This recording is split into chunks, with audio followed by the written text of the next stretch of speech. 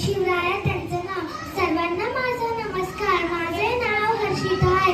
आज आपण छत्रपती शिवाजी महाराज यांची जयंती साजरी करत आहे आणि हा दिवस म्हणजे इतिहासातील एक सोनारी दिवस. जिजामाताच शिवाजी महाराज छत्रपती शिवाजी महाराजचे आईचे नाव जिजाबाई होते. त्यांचा जन्म 19 फेब्रुवारी 1630 ला झाला